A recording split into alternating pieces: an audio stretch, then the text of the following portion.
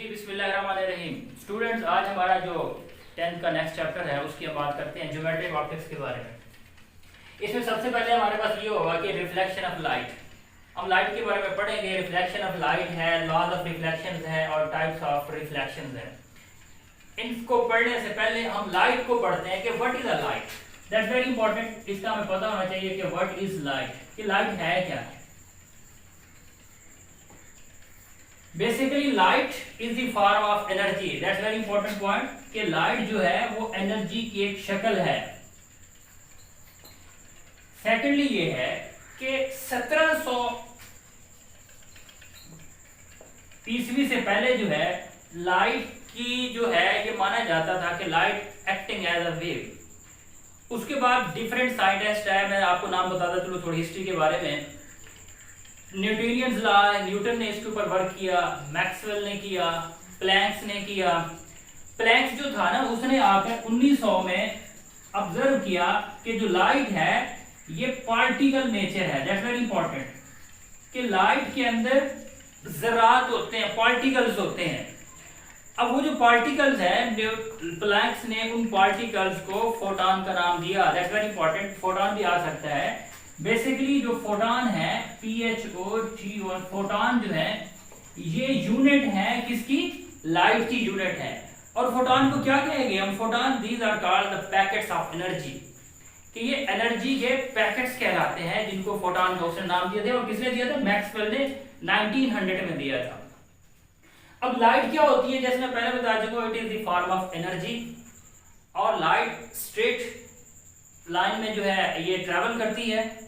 और सबसे important, most important ये है कि देखिए हम साउंड के बारे में ऑलरेडी पढ़ चुके हैं। जो लाइट है वो साउंड से ज्यादा ट्रैवल करती है, फास्टर देन साउंड ये ट्रैवल करती है।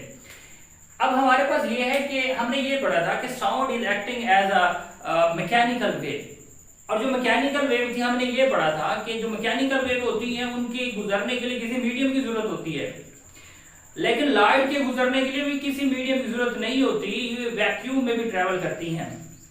और यही वजह है कि ये हमारे पास सूरज और चांद की जो रोशनी है अर्थ तक पहुंचती है, हालांकि वैक्यूम है और उसके बावजूद भी हम तक ये रोशनी पहुंच जाती है। उसके बाद ये है कि लाइट की अगर आप बात करते हैं तो आप ये देखते हैं कि जब आप बुक रीड कर रहे होते हैं तो जब बुक के ऊपर लाइट पड़ती है, इंसिडेंट होती है, और वो अल्फाज, वो किताब के पेज, वहां से जो रिफ्लेक्शन होती है वो आंखों में जाती है। इससे रेटिना और फर्दर ये प्रोसेस होता है कि ड्यू टू जैसे लाइट जो है इंसिडेंट होगी, रिफ्लेक्शन होगी, और रिफ्लेक्शन की वजह से हमें क्या होगा, चीजें वो नजर आती हैं। ठीक हो गया। तो ये इसके डिफरेंट फिनोमिना है हमारे डेली लाइफ के अंदर जिसको हम ऑब्जर्व कर सकते हैं, देख सकते हैं। हमारा जो नेक्स्ट टॉपिक है वो ये है कि रिफ्लेक्शन ऑफ लाइट, कि लाइट रिफ्लेक्ट कैसे करती है। ये बेसिकली अकॉर्डिंग टू बोर्ड तो ये है कि ये एक प्रैक्टिकल है, लेकिन इसका समझना, रिफ्लेक्शन के बारे में हमें आगाही होना ये बहुत जरूरी है कि जो रिफ्लेक्शन ऑफ लाइट है बेसिकली इसके लिए आपने एक प्लेन मिरर जो है ना वो कंसीडर किया हुआ है। मिरर की डिफरेंट टाइप्स हम नेक्स्ट पढ़ेंगे। स्फेरिकल मिरर होगा, इसके बाद हमारा जो टॉपिक होगा। प्लेन मिरर के अंदर हमने क्या किया कि एक इंसिडेंट रे, जिसको हम ये कहते हैं कि इसको नाम दे दो ए, इसको ओ का दे दो और यहाँ आप बी लिख सकते हैं। ये ए आपके पास एक इंसिडेंट रे है। इंसिडेंट रे होती है कि जो किसी के ऊपर स्ट्राइक कर रही होती है, गिर रही होती है, लग रही होती है, इंसिडेंट रे है, जिसको हमने ओ ए का नाम दिया है। अब क्योंकि ये एक प्लेन मिरर है और मिरर जो है बेसिकली एक रिफ्लेक्टिंग सरफेस होती है। अब ये क्या करेगा, ये लाइट को रिफ्लेक्ट करेगा। ये जो ओ भी मैंने बनाया है ये रिफ्लेक्टेड रे कहलाती है। इंसिडेंट रे इज एओ और O B is a reflected ray. अब हमने एक नॉर्मल ड्रा कर दिया खुद से, और यहाँ पर एक एंगल बना जिसको मैंने आई का नाम दिया, और यहाँ भी एक एंगल बना, ये आर का एंगल। ये जो आई एंगल है इसको इंसिडेंट एंगल कहते हैं, और ये जो आर एंगल है इसको रिफ्लेक्टेड एंगल कहते हैं। आई एंगल कहाँ पे बना, नॉर्मल और इंसिडेंट रे के दरमियान बना। रिफ्लेक्टेड एंगल कहाँ पे बना, नॉर्मल और रिफ्लेक्टेड रे के दरमियान बना। इसकी ये सारी स्टोरी आप लोगों ने इसी तरह से एज इट लिखनी है कि incident ray, reflected ray, normal, incident angle and reflected angle.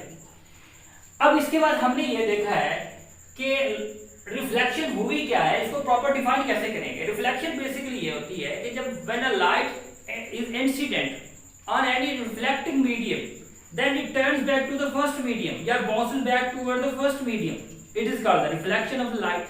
यानी कि जब लाइट जो है किसी भी रिफ्लेक्टिंग मीडियम के ऊपर इंसिडेंट होती है और उसका हिस्सा जो है, कुछ हिस्सा जो है वो वापस कम बैक हो जाता है, ये रिफ्लेक्शन होती है हमारे पास। और यही हमने देखा है कि प्लेन मिरर में भी यही था कि लाइट क्या होती है, ये वापस आ जाती है हमारे पास। अच्छा, इसके बाद हम ये देखते हैं कि इधर से ही लॉज ऑफ रिफ्लेक्शन डेवलप हुए कि वो लॉज हैं क्या। दैट्स वेरी इंपॉर्टेंट, बोर्ड में बहुत दफा पेपर आ चुका है। ये 2 पॉइंट इसके इसी तरह से आपने लिखने हैं। लॉज ऑफ रिफ्लेक्शन के अंदर ये है कि पहला पॉइंट आपने ये लिखना है कि incident ray and the reflected रे, third one normal at the same point, ये एक ही पॉइंट के ऊपर, यानी इंसिडेंट रे, नॉर्मल और reflected ray lies on the same plane. देखिए दैट्स वेरी इंपॉर्टेंट। जब रे इंसिडेंट होगी डेफिनेटली उससे एसोसिएटेड, उससे रिलेटेड जो है वो रिफ्लेक्शन होगी, और इनके दरमियान हमने नॉर्मल ड्रा करना है। ये नहीं हो सकता कि नॉर्मल इधर हो जाए या रिफ्लेक्शन इधर हो जाए, इंसिडेंट इधर, ये एक दूसरे से सेपरेट नहीं हो सकते। इसका मतलब ये एक ही पॉइंट के ऊपर लाई कर रहे हैं और वो पॉइंट एक प्लेन के ऊपर एग्जिस्ट करता है, एक पॉइंट के ऊपर है, लाई कर रहा है। तो ये पहला पॉइंट था। पहला पॉइंट दोबारा बता देता हूं कि incident ray, normal and the reflected ray lie on the same plane, कि ये तीनों चीजें एक ही प्लेन के ऊपर लाई करती हैं, होती हैं, मौजूद होती है। Second point that's very important, आपने ये लिखना है सेकंड पॉइंट के अंदर जो एंगल ऑफ इंसिडेंट है that is equal to angle of reflection, कि जितने मिकदार में एंगल ऑफ इंसिडेंट होगा उतनी ही मिकदार जो होगी हमारे पास एंगल ऑफ रिफ्लेक्शन की होगी। ये भी एक बहुत बड़ा इंपॉर्टेंट लॉ है, लॉज ऑफ रिफ्लेक्शन का। ये सेकंड पॉइंट था कि अब ये हमारे पास एंगल ऑफ रिफ्लेक्शन इंसिडेंट क्या बनता है, इसको अगर आप यहाँ पे ध्यान कर सकते हैं तो ये ए बी, इसको सी कर दें, ये ए ओ सी, आपके पास एंगल को ऐसे ध्यान करते हैं, A O C that is the angle I, और आपके पास C O B, angle C O B that is angle R. तो ये जो एंगल आई और एंगल आर आप डायरेक्ट भी जो जैसे मैंने लिख दिया आप लिख सकते हैं। ये इसका सेकंड पॉइंट था कि ये दोनों क्या होते हैं, ये इक्वल होते हैं। ये 2 पॉइंट आपने लिखने, ये बोर्ड में आते हैं, बहुत इंपॉर्टेंट है। थर्ड वन हमारे पास ये है कि टाइप्स ऑफ रिफ्लेक्शन क्या होती है। देखिए रिफ्लेक्शन जो है, अब लाइट जो है वो ऑल अराउंड जो है वो ट्रेवल कर रही है और डिफरेंट सरफेस के साथ इंसिडेंट हो रही है, लेकिन हमने ये देखना है कि सरफेस की टाइप्स डिफरेंट होती है। लाइट जो स्ट्रेट वे में ट्रेवल कर रही है, बट जैसे ही ये डिफरेंट सरफेस से इंसिडेंट होगी तो वैसे इसको रिफ्लेक्शन मिलेगी according to the laws of reflection, कि जैसे लॉज ऑफ रिफ्लेक्शन उनको फॉलो करते हुए वहां पर रिफ्लेक्शन अकर करेगी, होगी। अब हमने ये देखा कि हमारे पास कुछ स्मूथ सरफेस होती है, ये स्मूथ सरफेस है, रेगुलर सरफेस है, ठीक है, और जो है वो हमारे पास हम स्मूथ होती है, स्मूथ नहीं होती है, इररेगुलर होती है। इसका मतलब ये है कुछ हमवार होती है सरफेसेस और कुछ ना हमवार होती है सरफेसेस। अब जो हमवार सरफेस जिसमें स्मूथ कह रहा हूं, वहां पर जो रिफ्लेक्शन होगी, आपने देखा है ये जो पैटर्न आपको नजर आ रहा है, ये जो इंसिडेंट रे थी ये उसी लॉज ऑफ रिफ्लेक्शन को फॉलो करते हुए रिफ्लेक्ट हुई है। इसी तरह से ये फर्स्ट इंसिडेंट रे है, ये सेकंड इंसिडेंट रे है, ये थर्ड इंसिडेंट रे है।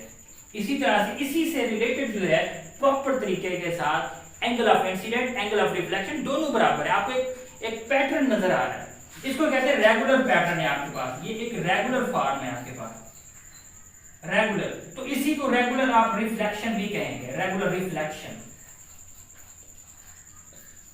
यानी कि when a light is incident on the smooth surface then the reflection will be regular reflection, कि जब भी लाइट जो होगी वो स्मूथ सरफेस के ऊपर इंसिडेंट होगी, जो रिफ्लेक्शन होगी हमारे पास वो रेगुलर रिफ्लेक्शन कहलाती है।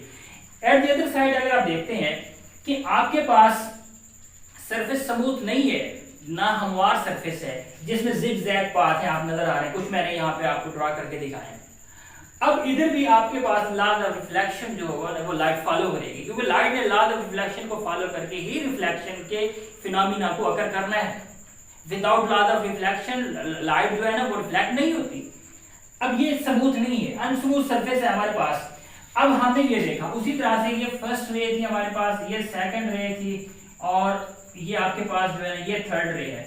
तो अगर आप ये देखें कि इसमें कोई एक प्रॉपर पैटर्न नजर नहीं आ रहा, इसका अगर आप कंपैरिजन करें तो इसके साथ, वजह क्या थी, सरफेस नाहमवार थी। तो सरफेस के नाहमवार होने की वजह से जो पैटर्न बना है ना, इसको कहते हैं इररेगुलर। अगर हम कहेंगे तो ये इररेगुलर पैटर्न बना है। इसी को हम क्या कहेंगे, इरेगुलर रिफ्लेक्शन कहेंगे। ठीक हो गया।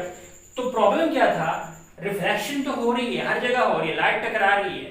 बेसिकली जो प्रॉब्लम था, वजह जो हमने कैटेगराइज हमने क्या किया, सरफेस की वजह से किया कि सरफेस स्मूथ होगी तो हमें एक रेगुलर पैटर्न मिलेगा, और अगर सरफेस स्मूथ नहीं है तो हमें एक इरेगुलर पैटर्न बनेगा।